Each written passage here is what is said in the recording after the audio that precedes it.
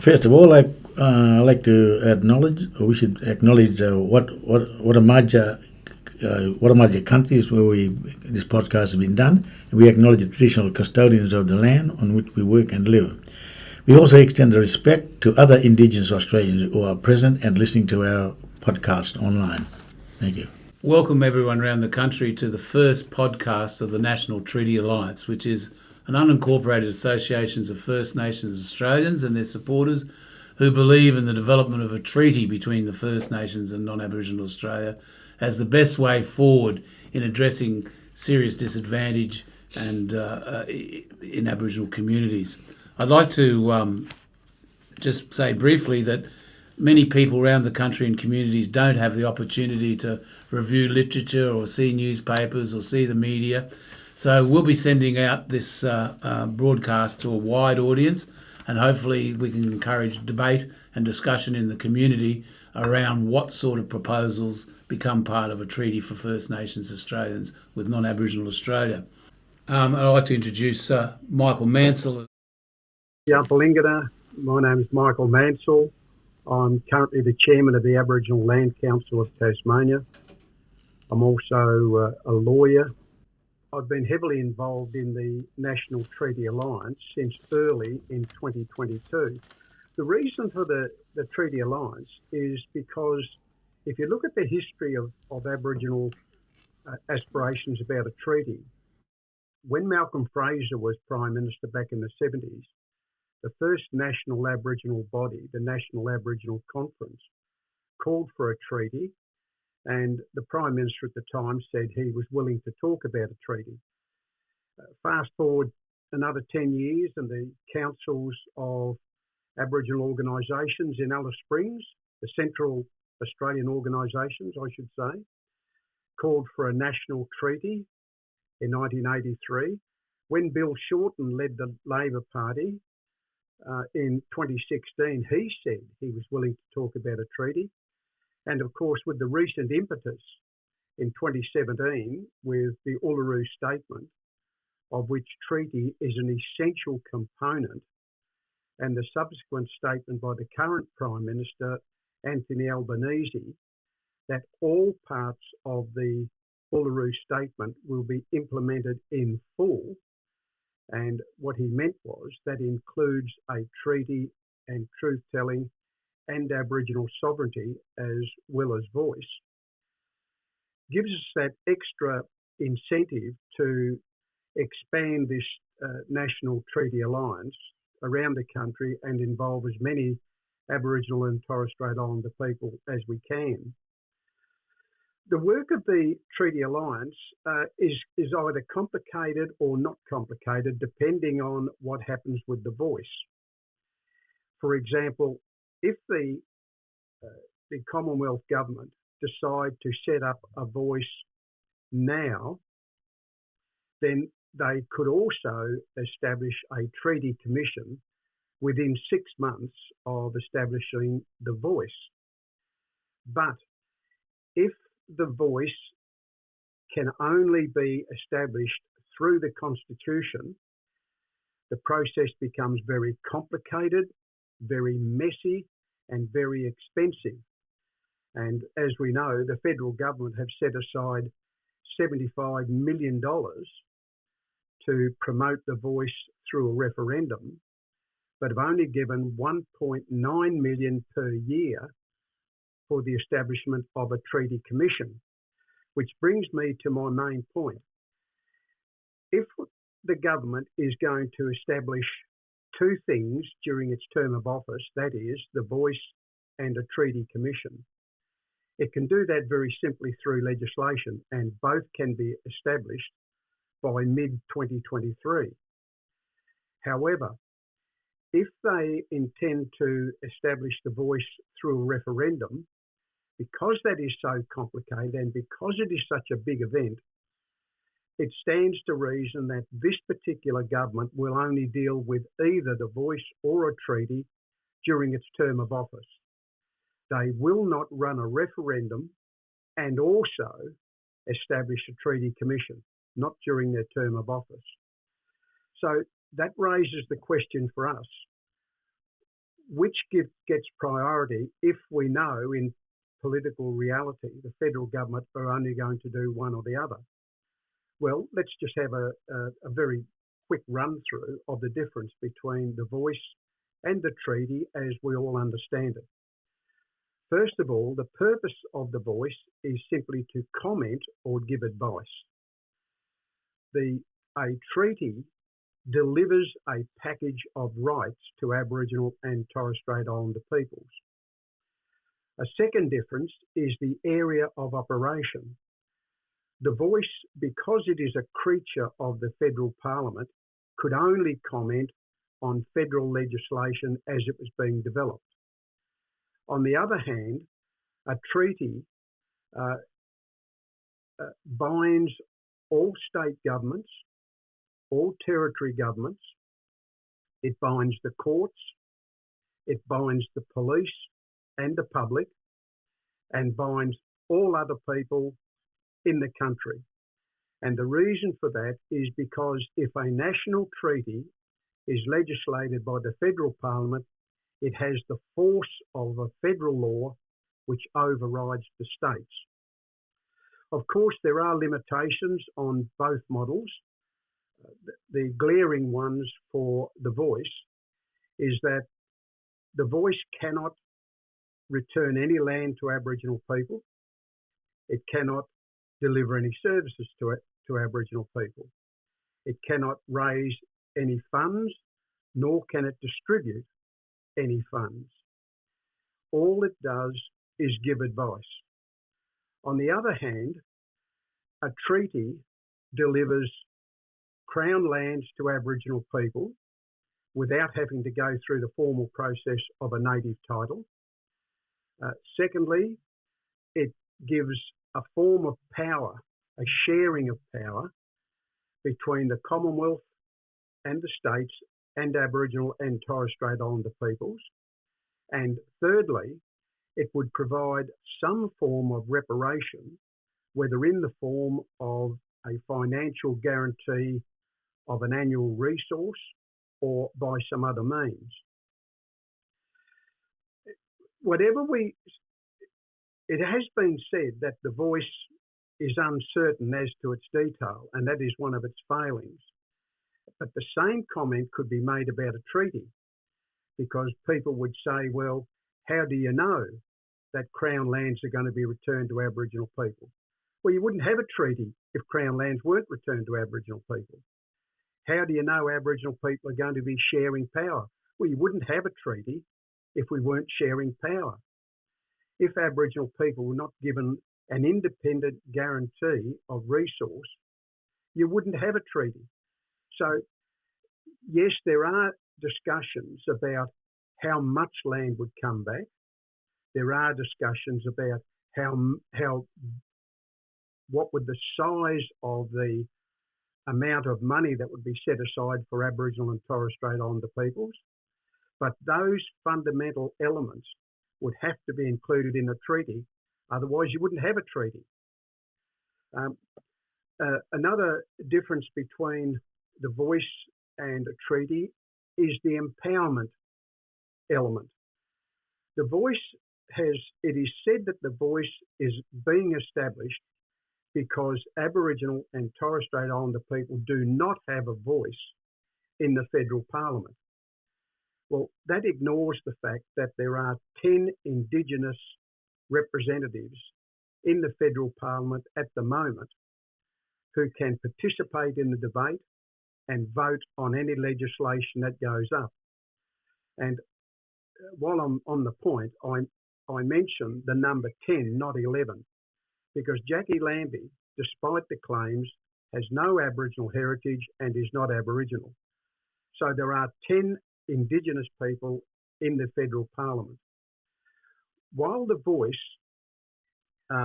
seeks to advise the federal parliament on any bill that's going before it or wants to give advice to the Minister for Aboriginal Affairs. It does not have a veto, a point that was conceded by the Federal Minister Linda Burney in Adelaide in October. Nor could the voice stop another Northern Territory intervention from being legislated again in the Parliament. It can comment on it and it can oppose it, but it can't stop it. In fact, the voice could not even stop the federal Parliament passing legislation to get rid of the voice in the future. It can comment, but it cannot veto the legislation. On the other hand, there are two elements to a treaty that, while the extent of them needs to be negotiated, the two elements must necessarily be a core of the treaty.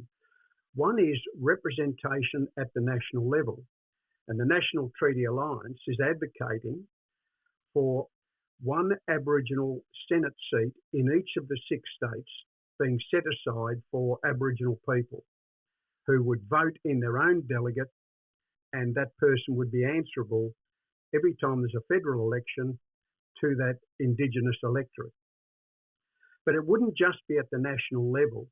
A treaty also would we would advocate for the inclusion in a treaty of empowerment at the local level, so that in discrete Aboriginal communities at least, law and order, including policing, would be delivered by the community itself. Housing, health and education would be run by the community itself. The community could raise taxes on land that was returned under a treaty and could demand royalties from any industry that's working on the treaty land area. And the community could also have absolute control over land use and planning. So they are some of the differences between a treaty and a voice. And because, as I was saying, the treaty delivers a package of rights to Aboriginal people, it would be an opportunity too important to miss if we allow the voice and the referendum to be put forward during the term of this government's office, and we defer the treaty process until after the next federal election. I think that would be a terrible mistake. As far as the process of establishing the voice and the treaty, the voice, if it's legislated, is a one-step process. Mr Albanese can put the legislation into the Parliament and it can be voted through tomorrow. The treaty process is two-step. First of all, Mr Albanese has to put legislation into the Parliament to establish a treaty commission. The treaty commission would operate for either 18 months or 2 years, bring a report back to the federal Parliament with draft treaty legislation, which then goes back to the Parliament and is voted through to become law. If, on the other hand, the voice is put to a referendum, the process becomes 3-step. You have to have legislation establishing a referendum. Secondly, you have to have a majority of the people in the majority of the states to approve the referendum. And thirdly, if that happens, you've got a third step again, where the Prime Minister has to reintroduce legislation to establish the voice. So from my point of view, the point I'm trying to make is, because there is such a push towards a referendum that unnecessarily complicates matters, that means in itself that only one thing or the other will get up. And if that's the case, we should be pushing for a treaty and not a voice. Thanks everybody for listening. I just think that the voice what's been put up there to Parliament, it's going to be, I think there is definitely a risk in that whole process there. So because it's long drawn out, and I think it looks like the way it's heading is that the Aboriginal people who are leading it up are trying to appease the government. So I don't think with the experience over the last 100 years, 200 years, that never worked, and I don't think it's going to work again. And that's the danger that's going to put us through by holding a referendum and to get knocked back in that them sort of things. But the thing is, I'm definitely not in favour of the voice to Parliament. I think it's dangerous, and like my dad said, we got our own law, and that should be respected. And the thing is that what Michael was just saying there, I think it's just dangerous, myself personally, and that's coming from some of our people. Well, they came here last year to Yarrabah, and look, the people in Yarrabah, there's 2,500 people, 3,000 people, and only about 5 people was invited to that process where the 2 people who were leading that up. And it was a political thing, and none of our people knew about it. The people in Yarrabah didn't know about what was that process called? Affirmation from Yarrabah. That was terrible, and it was deceitful for the people of Yarrabah. So that people out there, especially the Koori people, the Noongars, the Murray people, I think that should be looked in that light, because when they start doing those sort of things, I think we're going to be really wary that these people haven't got their own people at heart. They just like the black colonizers of this country. My dad just turned 100 last fortnight, and he always said there is 2 laws in this country, and we all recognise the white man law, but we also represent, we also got to recognise our law, and he always say that that's that, and their law. Exactly, that's what made us poor in our country. We got a lot of land, but there's no. We starve with funds, and basically it's an economic thing too. But that's what they've been doing over the last 200 years. They stole, we know what they've done, all the history and that, stole the land, and we end up with bugger all. But the thing is, I think what Dad was with the first NAC. He was elected back in the days, and he was also active with the bloody 1967 referendum. And he always say that he always talked about a treaty in his own way and that, and nothing, and he was around the days when blokes like Nugget Coombe that would push it for the Makarata at that time, and he tells me about that, and what Whitlam done, and especially that speech that was mentioned by Paul Keating, and the thing that where Bob. What's his name? Bob, the Prime Minister, Bob Hawke. Bob Hawke, where he promised when he was up in the territory there, that he's going to push for a treaty, and then he backed out of it. But anyhow, look, the thing is, we as Aboriginal people, we know what we want. We got leaders there, like you guys here on this program here now, like Michael and Les and you there, Yabba, the bear. You don't want to be calling you that, and so we need to get some of our people along to talk to the politicians. I think. One of the politicians there has been around the region for a hell of a long time. The brother from up in Western Australia, Pat Dodson. I think we should be speaking to him and more, and I think that's the way to go. But forget about the voice to Parliament. It's been set up by academics, and none of our people on the bloody ground, the grassroots people, don't understand what it's all about. Thank you. I just want to make some comments in relation to referendums and my particular view and take on the 1967 referendum. The 1967 referendum had firstly 2 roles. One was to count us within the census. 2, it gave power to the federal government to make laws for Aboriginal people. Now, we must think about that federal power to make laws. And I think, going back to Michael's discussion, why would we need another referendum to empower Aboriginal people when you could argue that the law is already resides with the Parliament. When you consider that even back in 67, there was a 90% turnout by non-Indigenous people, that is white people, to support what they thought was best for Aboriginal people. Although Aboriginal people campaigned, but if you've done the analysis, why wouldn't you be campaigning for a better deal? And that's what they were back in 67. They thought by getting some rights, and I lived through some of that in 67 on the reserves. My grandmother couldn't find work opportunities. My uncles, etc., had to travel, and they never had a permit to get off the reserve. So you would have thought that they would have argued pretty strongly for something that was not totally effectual for Aboriginal people, because, back then I think the issue was sovereignty and land rights and traditional ownership seems to be, a dream away. Like, it was very difficult to envisage governments making those bold type stands and even treaties.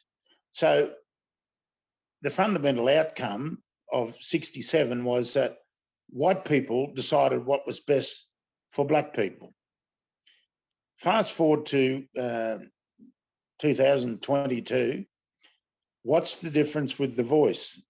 We're going to a referendum where white people, 90% again or 97% again, will determine what is best for Aboriginal people. Now, for those of us who are on this podcast, and others, there's been a long history of going to international forums to try and change these things. And one of the things we did come up with was the Universal Declaration of Indigenous Peoples' Rights. And that talks about free and informed consent.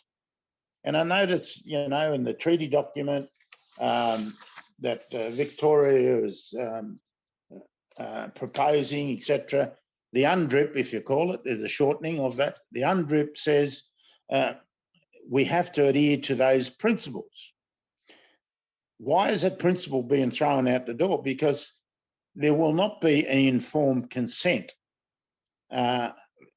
even though a successful referendum may get up, because it's got very little to do with how we cast our vote, because being 3%, it's irrelevant. Yet they will decide how this process affects our sovereignty. And you may have to think about, well, there's been a mandate. There's been discussions about a mandate. Well, I'm looking on my wall here and I'm reading the Uluru Statement. That was a mandate, an aspirational document. And I would have thought that most black people around the country at the time, back in 88, etc., would have supported that statement, and probably still do, some of the principles. But it was, again, another aspirational document that doesn't necessarily define the relationship in this country. And as Michael just, earlier pointed out, the only way you do that and can do that is not through a legislative voice that has no power and has no resources, and a promise that those things will be added. Who's going to fall for that? I wouldn't have thought many white people would dive into the over the cliff to support a concept that seems to have no basis in terms of its detail, because they seem to be, those advocating are reluctant. The other point about that is that I was at Uluru, and sure, we endorsed a aspirational document. It had no detail, but we thought that would come. Well, I'm on the Uluru working group, along with about another 25, 30 other people. We've had no capacity to meet. We were mandated, just like if people like Noel and Megan and others think that they enjoy a mandate from Uluru, well, surely we are the people who have carried that mandate, yet there is no consultation, no negotiation, no process. We're engaged to try and find detail that will assist that aspirational document. So the process, in short, is flawed. One of the other things I think that concerns me about a lot of these discussions, like sovereignty, Aboriginal identity, and Michael raised it with one of these senators from Tasmania. This self-identity, what process is it that you identify? Is it self-identification? Is it community endorsement in order to be black? Or is it government lists like the census counts? University, I've heard people talk from universities who are saying that, there's an enormous amount of numbers of people who self-identifying. Back in the day, there were three elements to self-identification. There was bloodline, there was acceptance by local community, there was self-identification, and you would have to provide proof, apical ancestor, you were part of a group, people knew who you come from. Also, you needed to be, I think back then, because I live on a former reserve, like the brother boy there up at Yarrabah, we live in a collective society. So we know our members. We can function as a group of people. Yet these people who are recently identifying are probably going off the census list, a doctor's tick in a box, a university tick, and it's really proving to become a real problem. Because as a collective society, it is outside of our jurisdiction. And, when you get down to the treaty negotiations, or as we are here in Victoria, who sits at the table? Those people who are self-identifying. We've got so many people who are now running for, there are a number of people in Victoria running for state parliament seats who have only recently identified. So, it makes government look good. Oh, yeah, we've got an Aboriginal representation. But how does that function? How does that control? How does that, in terms of your territorial integrity, how does people relate back to their territory, communities? We had the cooperatives, and we had, the natural organisations, the national, we've had health services, we've had land councils, and that was some form of structure where we could look at our membership and then acknowledge that those people were knowledge holders, they carried knowledge, they were law people, or they were community people who understood Aboriginal society. It seems to me that I think this is a growing concern. That is, I notice on, I get on a bit of Twitter, I notice that people are now starting to raise it. But where are the forums for those sorts of matters to be discussed, defined, acknowledged, and go forward? The other one is, I suppose, the last one, which I'll finish on, is the elders. The elders are the knowledge holders. How is the elders being defined? You've got self-identifiers. There must be some sort of universal acceptance process whereby I think we have some internal authority, governance, if you like, recognition of these people in our states, in our communities, or nationally. So, the issue of identity, I agree with Michael, is becoming extremely difficult. That's the issue that I'm reading the framework agreement in Victoria, and it's going to be an enormous task because we're facing this in our native title application now. We have people who are I call them book entries. They've never associated with the community for 60, 80 years. I've never known those people's ancestors. I've never known them to be active in Aboriginal affairs, yet they are putting in claims. So, it raises a real issue. Back in the day, as I said, we had some structure to our membership and our organisation that represented us. That seems to be coming watered down, and I think it's a real problem, Kuchi. I'm sure there's a solution at some point, but my other point is that we don't have the forums, like ATSIC. We had treaty, we had a process of treaty. We started to sit down and work through these issues. But what it seems to me, when I look at these frameworks, it's government dictating how a treaty may be rolled out, how you may comply with the legislation. It's a bit of an issue. My name's Les Malzer.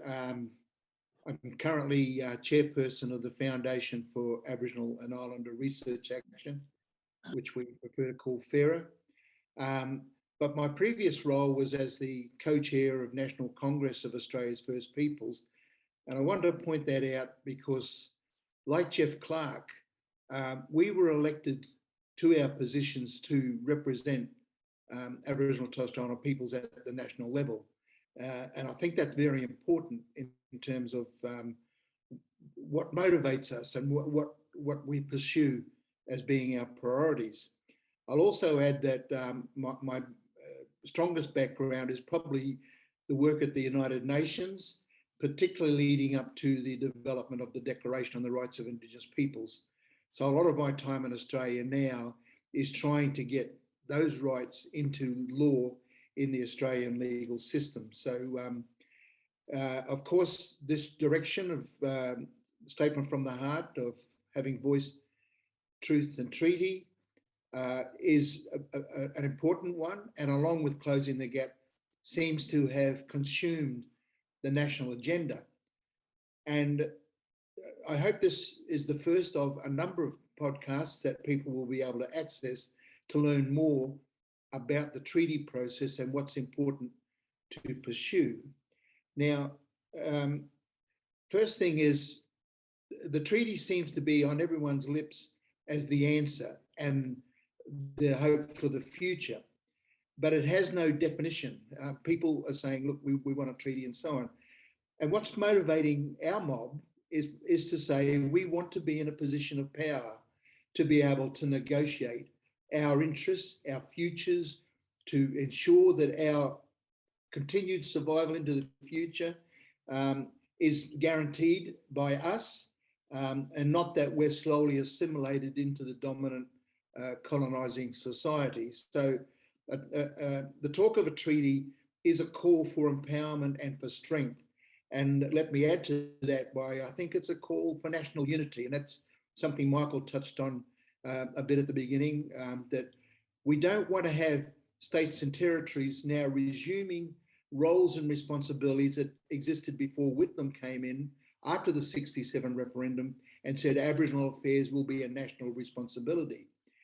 And I point that out because the rights of Indigenous peoples is a national responsibility. It's not responsibility of state governments, of local governments, of other areas. It's a national responsibility, and that's where the rights have to be entrenched, not bits and pieces here and there, depending on where you live.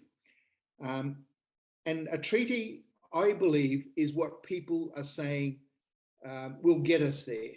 But I think the first thing we've got to learn when we talk about treaty in these podcasts is that treaties have been there over history between the colonisers and Indigenous peoples. And they've been mainly for the benefit of the, well, almost entirely for the benefit of the colonisers, so that they can continue to do what they're doing, and that is exploiting the lands and the resources of the people in the Americas, in the Pacific, and elsewhere in the world that they want for the European powers. So treaties also, we know historically, come along with promises, that is, broken promises. So we've got to think seriously when we talk about a treaty, and I'm a big advocate for treaty, we've got to think seriously, are we opening up the door to broken promises? You know, the Trail of Tears, that the government turned around saying, well, you wanted a treaty and here you go. You know, you didn't get what you wanted in there, but you've got it. So we've got to be very careful, and we've got to be committed. Now, the first thing that is important is that a treaty has to be an initiative of the Aboriginal and Torres Strait Islander peoples, right? It's got to be something we pushed, and it's been that way. Kevin Gilbert wrote about this in his book when he said, because a white man will never do it. And that's exactly the message. A treaty should just be called by our people because a white person, white man, or whatever we want to say, won't do it unless they're forced to do it. And we have to put as much pressure into that that's going on there. So it has to be our initiative. Kevin Gilbert started it. There was this Aboriginal Treaty Committee in the 1970s that a book came out by Stuart Harris called It's Coming Yet, setting out details of what a treaty might do and the possibilities and so on. There's been other publications, and of course ATSIC under the leadership of Geoff Clark in, I think it was 2002, published a book and a number of brochures and pamphlets about treaty and about the voice being heard. And it's all in there, it's all been done. So coming from the Statement from the Heart and coming from the New Dawn Labor government for a treaty is not new in the process. It was our voice, and it was us pushing for that result. But who's talking about TreatyNow? Who's taking the lead on it now? The answer is not National Congress, not ATSIC, not any of the other advocates of the Kevin Gilbert and people of the past. It's government. And it's the government talking about treaty and how it will proceed. And the voices that seem to be involved in there are coming from what is now popularly being known as the Canberra bubble. That is that there's something happening down there in that sort of sheltered centre, which is supposed to be where our future hopes and so on lie. But they're not coming from Aboriginal and Torres Strait Islander peoples. They're not coming from what we are demanding and what we're committing. So how do we avoid a false treaty and broken promises? Well, the first thing, we've got to have preconditions. We've got to say treaties have to be involved on the rights of Indigenous peoples, the ones that are accepted around the world in the Declaration on the Rights of Indigenous Peoples.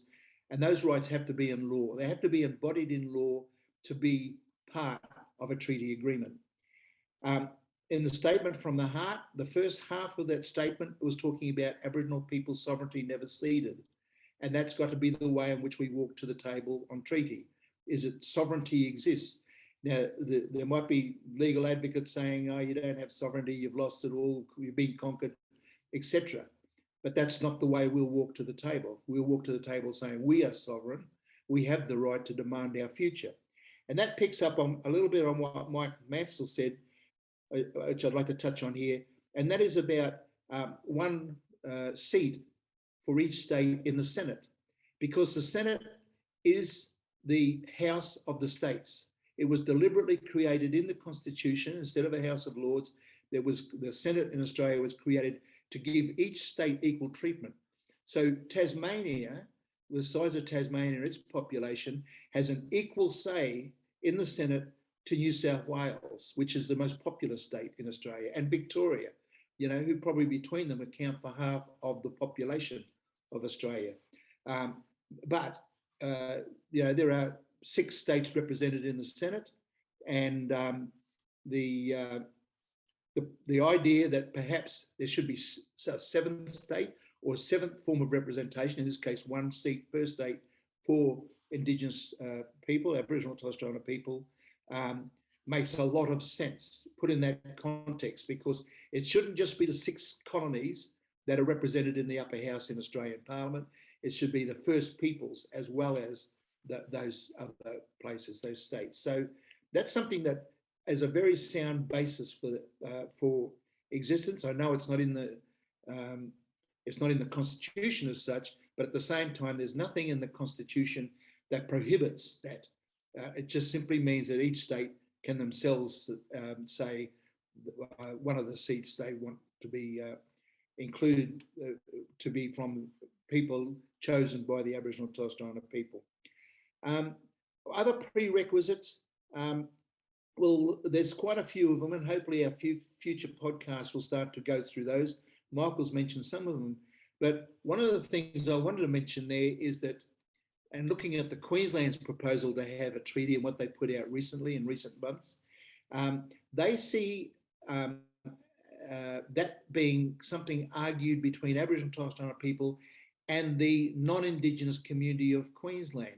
Well, that's a disaster. It's something argued between Aboriginal and Torres Strait Islander peoples and the Parliament, which represents the state. All right, because we know what happens when we get put up against, we're 3%, when we get put up against the other 97% of the population. Those of you who were around during the days of the Northern Territory Land Rights Act will know about the signs going up at the petrol station saying any Aboriginal person coming into this area will be shot on sight and that sort of thing. That was a reaction to land rights. And you'll also remember the reaction to the native title legislation where, you know, a number of people complaining to me personally about walking into the newspaper shop to pick up a newspaper and somebody walking up and said, "You're not going to be taking my backyard," and that sort of thing, threatening Aboriginal people from the public going to buy a newspaper. So this is not an argument. A treaty is not an argument to have with that bitter, marginalised section of the community who want to come to the forefront, you know, do the Donald Trump stuff, march on Parliament and everything else. Our argument is with the Parliament, which represents the peoples of Australia. We want an agreement made with them. So we have to be very, very careful that the way in which a treaty is pitched is not where the government says, well, okay, look, you've got us convinced, go out there now, convince the white people. And if you come back with their agreement, then we'll go ahead. Parliament has to deal with the problem they're going to have, the sort of backlash they're going to have about all this. It's their responsibility. They tried to do it in 1991 with the Council for Aboriginal Reconciliation to say by 2001, we want to have a reconciliation agreement in Australia to represent 100 years of federation. And what happened? John Howard's plan, 10-point plan. These are the things that I'll accept, nothing else. And so I doubt anybody has ever heard of that report that came out of that 10 years of work put into that reconciliation, because in there, one of the top things in there was treaty. There needs to be a treaty. And going back to what I originally said, the treaty is an empowered arrangement made as equals at the table with the state. And that's why the rights have to be respected. That's why sovereignty has to be respected. Now, let me point out some of the things that need to be considered in the treaty. The process to get there, and Michael mentioned the commission. In this case, I'll say the Makarata Commission. I'm comfortable with that name myself. And that needs to be in place as an independent body. It will be a statutory authority one way or another. But at the same time, it can't feel that it is answerable to the minister, which was the way ATSIC was made to feel in the last few years, that they answered to the minister instead of answering to the Board of Commissioners elected by the people. So whatever it is, as a commission or a judiciary body of some sort, they have to be able to be answerable to Aboriginal peoples in some form or other. And there will be some legal problems about getting that into place, again, to avoid that argument that I said before about where our fight becomes one with the person on the street at the newspaper shop. You know, that's got to be handled by the white community, not by the black community on the whole thing. And it's a minority of people, you know, it might be 10% of agitators who are willing to get out there physically and threaten and so on, but we're only 3%. And we want to be safe and secure in pursuing our rights as well about all of that. Now, some other notes I've got, points to make here in this brief comment, is about We do have an example with the Torres Strait Treaty, which is worth looking at because it recognises the rights of traditional owners. It's between two nations, between Australia and Papua New Guinea, and it has some interesting things in there which have taken the world stage. It's been used in other places about negotiating in those difficult conditions of where there's traditional interests that lie around. And one of the things I'm suggesting is that the Prime Minister, having made his commitment on election night to full implementation of Statement from the Heart, needs to be making a statement of commitment, like Paul Keating did in the Redfern speech. Needs to be making a personal commitment to a treaty, not saying, oh, we'll support it and leaving it then to future governments with their thing. He's got to make a full statement of commitment, like they said for sorry business, for that apology to the Parliament, where both sides of the Parliament got up and made statements on the day, and it was a big event, and so on. The statement of commitment to a treaty has to come from a parliamentary basis, led by the Prime Minister on it, and that's the onus upon the New Dawn Labor. And I'll finish up soon. I think time's running short. I think I've covered most of the points I really wanted to get in here, but as I said, we can't just presume a treaty will deliver what we want. I think we've seen a really bad result with native title, and when agreements have been signed off by people so that they get some recognition as being the traditional owners, but they don't get exclusive rights to their lands and territories. They get the same rights as the beekeepers and the fishermen and the campers and four-wheel drivers and so on. So we have to make sure that when a treaty is signed, when a document is signed, that we're not signing away rights. We're actually putting rights into motion and into effect. I'll leave it at this because I think these are the sorts of things that need to be stretched out with future podcasts, and I hope that we can build a following on that. Thank you. I've just got a couple of brief points. So do you see a treaty commission being a permanent commission on Australia's political landscape? Look, in fact, one of the things that I think should be in a treaty is a mechanism for monitoring the treaty and following up on it. So I think a commission, in this case, leading up to a treaty, might be overtaken by a body that's agreed to in the treaty itself. And I wanted to make a reference. There's 3 articles in the Declaration of the Rights of Indigenous Peoples, which says that there has to be an independent mechanism agreed to by the state and by the Indigenous peoples to monitor disputes between the state and Indigenous peoples. It can't be, as we know in Australia, where any dispute, any legal right, any complaint we have goes to the government. And we're complaining about the government, but we have to go to the government to get it resolved. So there are 3 areas in there which talk about autonomous monitoring, where Indigenous peoples have an equal place to it. So it's an early question. Let's see how it develops with the Commission. But certainly, I think the treaty, once it's in place, gets overtaken by the mechanism that people install into that thing, agreed to by the state, agreed to by Indigenous peoples, then to see how we are going. The Torres Strait Treaty has something like that, for example. Look, a lot of the work's been done, and the knowledge of that has been held by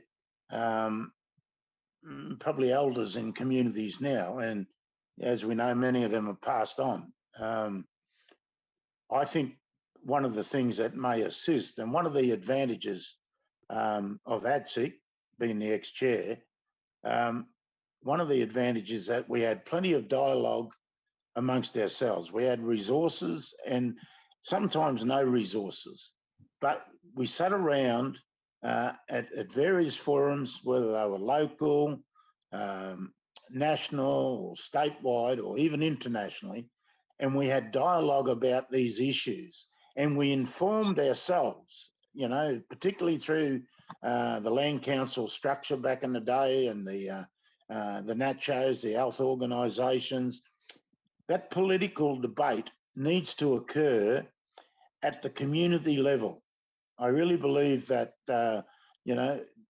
we often criticise our youth for not taking up the battle, but information is gold. And I think that, promoting dialogue and discussion which can be done at any particular point, at any place. And if we can assist that, and maybe that's something we talk about, how we assist communities to gather the information, have the discussion, have the dialogue, and manifest a position, a strong position nationally, whereby we tackle some of these matters, because they come around these issues. Like I said, like there are statements like Kalkaringi, the Barunga Statement, Eva Valley Statement. All those statements came about by people deciding to get to a central point, have lots of dialogue, and come out with our position. This is no different, and I think that's probably what's lacking, and I think that would be useful in the future. As my fellow speakers have mentioned, the federal government have a responsibility to find a way for ordinary Aboriginal and Torres Strait Islanders to become involved in this process, but they're shut out. It's a very elitist movement at the moment, where a very select group have access to resources, to the government, and to the media. And the rest of Aboriginal people around the country are just sitting back and wondering what's going on. So the government must find a way to provide access for ordinary Aboriginal people and Torres Strait Islanders to make comment. And while they're funding 75 million in favour of an idea, where are the resources so that those Aboriginal people who have got very good reasons for opposing the idea can also have their say? And at the moment, the government's shutting them out. What I spoke about earlier on, that that the organisation I work for are willing to put up some funds to get the core group together, maybe in Sydney or wherever best suited, and collate all this information that we have today. And look like nobody else going to do it but ourselves, or with the good group together who's really knows the history and all that sort of thing. So that's what I'm offering here, that we get together and then we can form a mandate that we can take to the government and make use of Dodson and Bernie and the rest of the Aboriginal politicians in Parliament, in the federal Parliament. Anyway, just from the group, Kuchi and Melissa and others, thanks very much for your effort. I think it's been taken a while to get something like this started, and let's hope that it grows. From little things, big things grow.